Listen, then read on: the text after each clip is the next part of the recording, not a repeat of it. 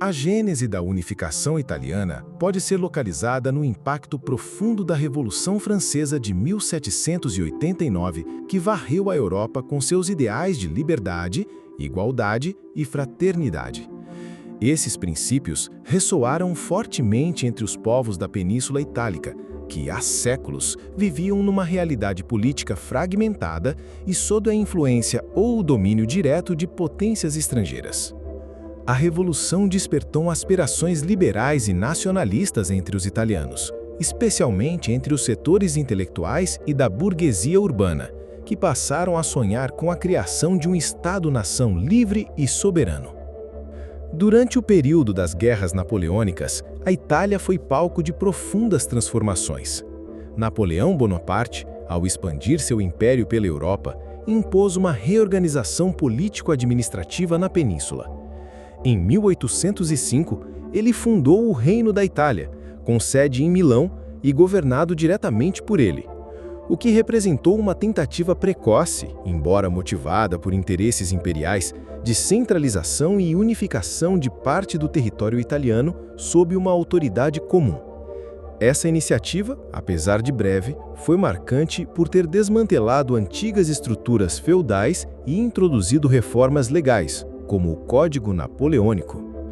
Outra figura de destaque nesse contexto foi Joachim Murat, cunhado de Napoleão, que assumiu o trono do Reino de Nápoles em 1808. Murat, embora inicialmente agisse como um representante dos interesses napoleônicos, acabou sendo influenciado pelos ventos nacionalistas que sopravam na Itália. Em 1815, após a queda de Napoleão, lançou um apelo direto à unificação dos italianos na tentativa de mobilizar apoio popular e manter seu poder. Esse gesto, embora frustrado militarmente, foi simbólico e reforçou a ideia de que uma Itália unificada era possível. O Congresso de Viena, realizado entre 1814 e 1815, reverteu muitas das transformações promovidas por Napoleão. A península foi novamente fragmentada e o controle austríaco foi restaurado em várias regiões do norte, como a Lombardia e o Vêneto, por meio da criação do Reino Lombardo-Vêneto, subordinado diretamente ao Império Austríaco. A Áustria, sob a liderança de Metternich, emergiu como a principal defensora da ordem conservadora, reprimindo duramente qualquer manifestação liberal ou nacionalista que ameaçasse o status quo. Entretanto, os ideais liberais e nacionalistas haviam deixado raízes. Nas décadas seguintes, especialmente a partir da década de 1820, surgiram sociedades secretas como a Carbonária, que reunia conspiradores e ativistas comprometidos com a luta pela independência e unificação da Itália. Essas sociedades foram responsáveis por organizar revoltas em diversas partes da península, como no Reino das Duas Sicílias e no Piemonte, ainda que a maioria desses levantes tenha sido duramente reprimida pelas forças reacionárias. Giuseppe Mazzini, um dos mais influentes pensadores e ativistas do movimento nacionalista italiano, surgiu nesse contexto. Fundador da Sociedade Jovem Itália em 1831, Mazzini propunha uma república unificada baseada nos ideais de liberdade e justiça social. Para ele, a unificação italiana deveria ser obra do povo, por meio da ação direta e do engajamento moral e cívico. Sua atuação se estendeu por toda a Europa, e ele passou grande parte de sua vida no exílio, conspirando e publicando panfletos que inspiraram gerações de patriotas italianos. O pensamento de Mazzini encontrou eco em jovens intelectuais, militares e revolucionários, como Carlo Pisacane, um nobre napolitano que rompeu com sua classe e organizou uma expedição revolucionária no sul da Itália em 1857. Embora sua tentativa tenha fracassado e ele tenha sido morto pela causa republicana, Pisacane tornou-se mártir da causa republicana e um símbolo da luta contra a opressão social e política na Itália meridional. Seus ideais de justiça social e de unificação popular influenciaram tanto os republicanos quanto os liberais moderados. Apesar da repressão constante, os anos de 1848 e 1849 foram decisivos para o amadurecimento do nacionalismo italiano. Nesse período de revoluções em toda a Europa, eclodiram revoltas em várias regiões da Itália.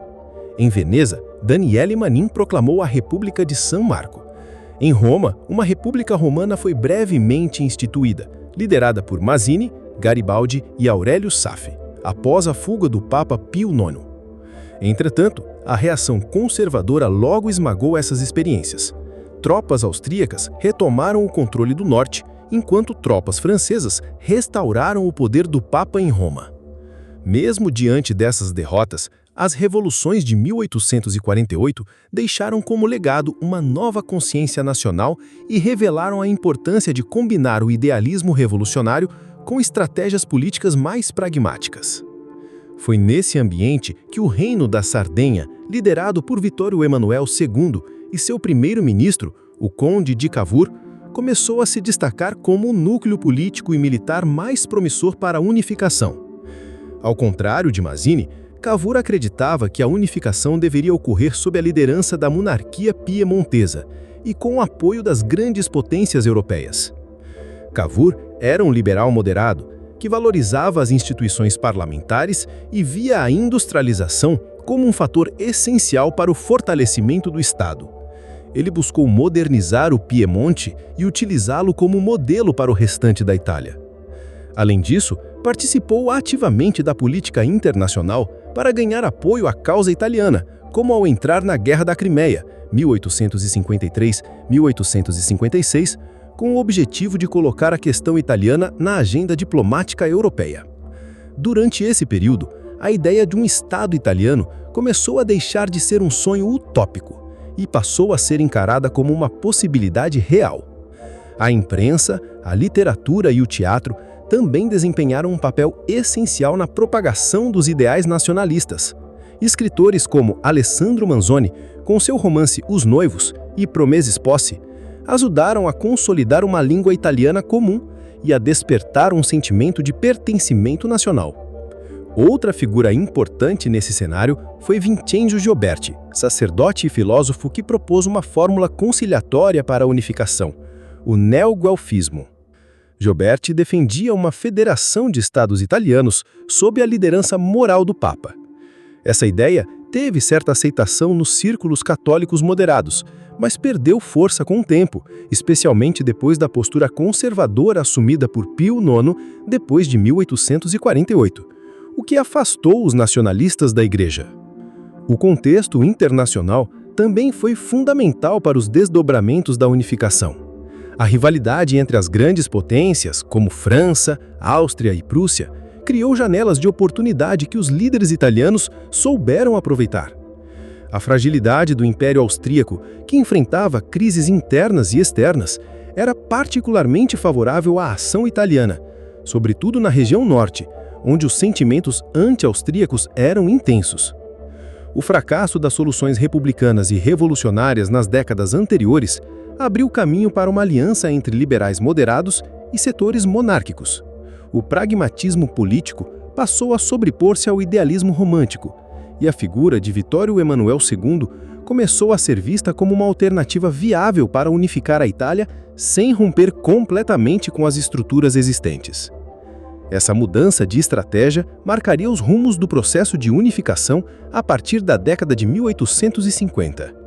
Portanto, os antecedentes da unificação italiana foram moldados por uma confluência de fatores internos e externos: o impacto das ideias revolucionárias francesas, a experiência reformadora napoleônica, o retorno do absolutismo após o Congresso de Viena, os movimentos secretos e republicanos, as revoluções de 1848 e o surgimento de lideranças pragmáticas como Cavour. A unificação não foi um ato único, mas o resultado de décadas de luta, reflexão e negociação num cenário europeu em constante transformação.